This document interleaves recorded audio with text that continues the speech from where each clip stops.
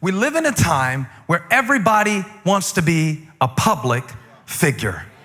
We live in a time, and please don't get mad at me for saying this, where even people who have a private account spend their whole lives posting stuff and commenting on stuff to create an image and a projection of a reality that may bear no resemblance. The awkward golf claps really helped me. I appreciate that. To the reality of their situation. And Jesus's brothers pull him aside and say, we've got a great idea. Why don't you show the world who you really are? The interesting thing about the text, and I'm gonna give this to you quick because the nexus of this text is in verse 5. It says that even Jesus' brothers did not believe in him. And since they didn't believe, they were trying to get him to perform. Anytime you have unbelief in your heart, it will cause you to try to perform to prove something that you don't really believe.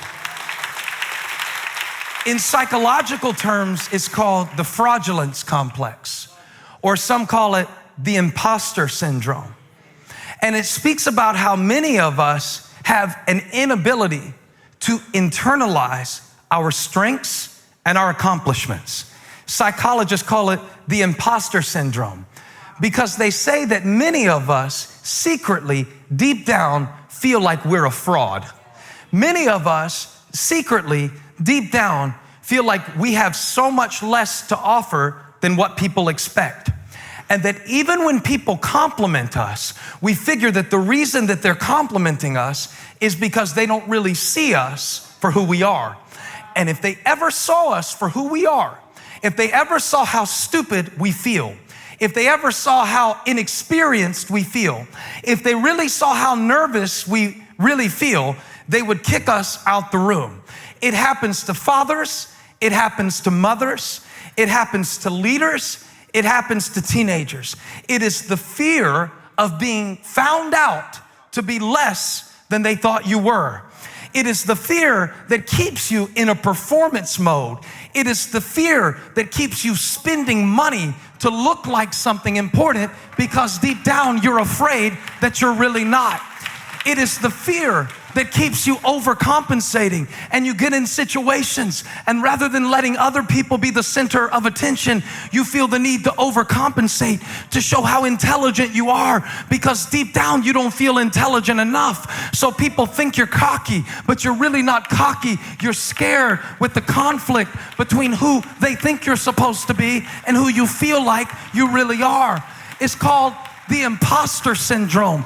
It means that sometimes, even as I'm trying to fulfill my purpose, I feel like a fake. It's not that I'm a hypocrite. It's not that I'm insincere. It's just that deep down inside, I'm a man who sometimes feels like a little boy. I'm a preacher who sometimes feels like a sinner. I want to be wise, but sometimes I feel like a fool. And I'm wondering, is there anybody here who lately has been up under the pressure of an expectation?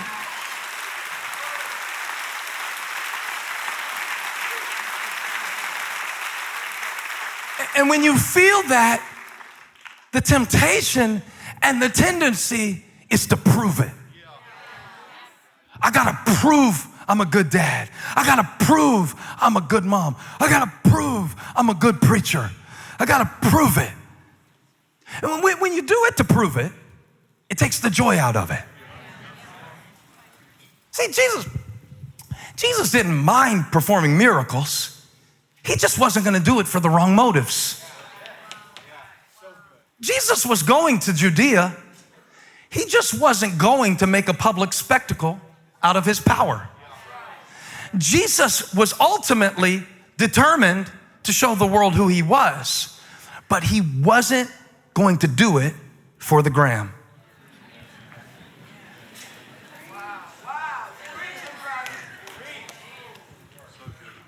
I think the key thing that he says in the text is not now.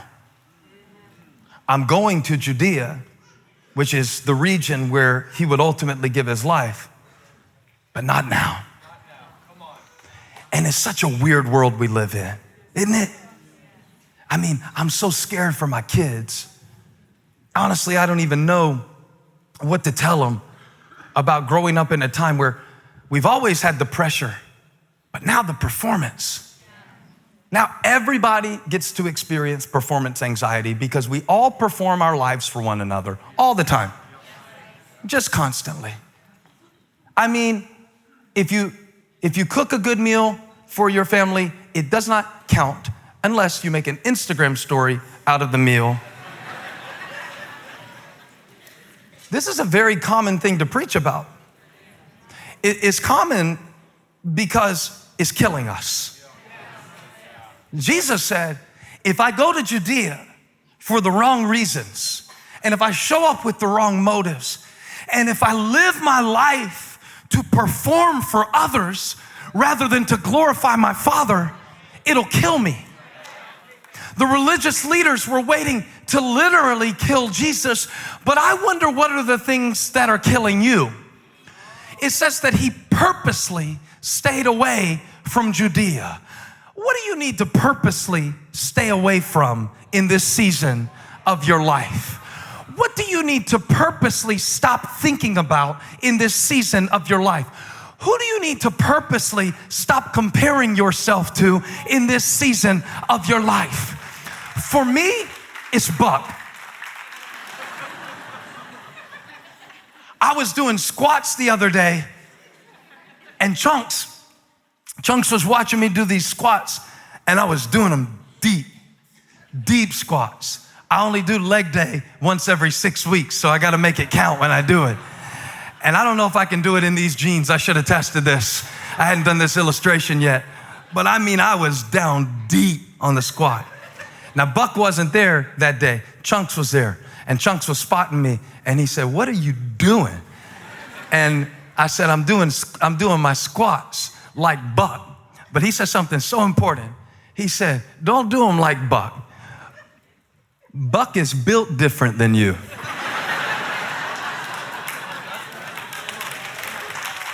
You're gonna break your back trying to be like Buck. And I wonder how we look to God trying to.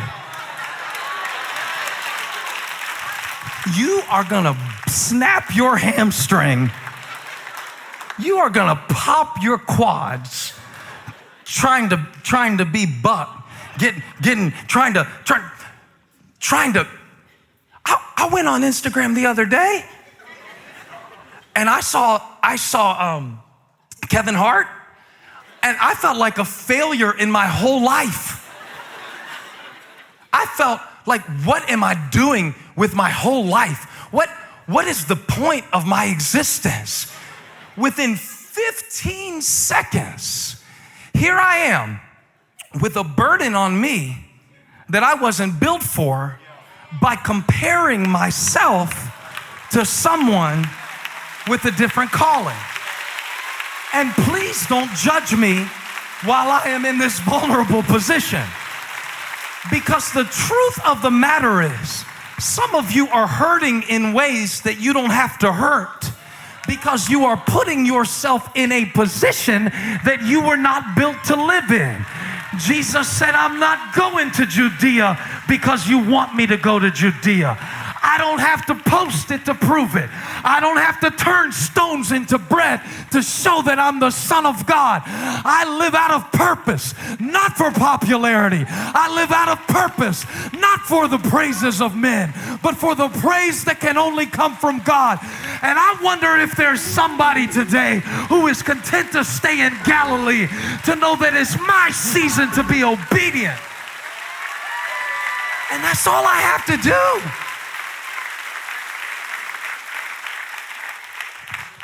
All I have to do is be obedient in this season of my life. And Jesus said, y'all go. I'm not going. Not now. Y'all go. I'm gonna stay. I'm purposely staying away. Because if I go here to impress people with that motive, it'll kill me. And trying to impress people and trying to measure up to arbitrary standards that are changing so fast, it'll kill your contentment, it'll kill your joy, it'll kill your marriage, it'll kill your ministry, it'll kill your family. Now, even Jesus couldn't please everybody. And he was sinless and spotless. Jesus Christ, the Son of God, couldn't please everybody. And we expect that we can. Even Jesus had to say, y'all are my family, I love you, but it's not for me. And just those words, it's not for me. You ought to go down there to Judea, show them what you've made of. Because I think they were under pressure too. Honestly, I think probably it was a lot of pressure to be a sibling of Jesus. And you're bringing home C's in chemistry, and he's turning water into wine, like affecting molecular structures in real time. A lot of pressure. You got that weird brother, the one who stays at the temple teaching people at age 12. It's a pressure to feel special. And sometimes the pressure that we feel to be special does not come from God. It comes from culture, who tells you that you've got to be so special, so different, so unique, so set apart, but you already are. You already are. You already are. I already am set apart. Jesus, if you go down to Judea, you could show them who you are. You could show them who you are. I don't need to show them. I know. When you live out of that place, it affects you to be able to do it for purpose and not for proof. Because really, who are you trying to prove it to? I mean, whoever you're trying to prove something to isn't paying attention, because they're trying to prove it to somebody who's not paying attention.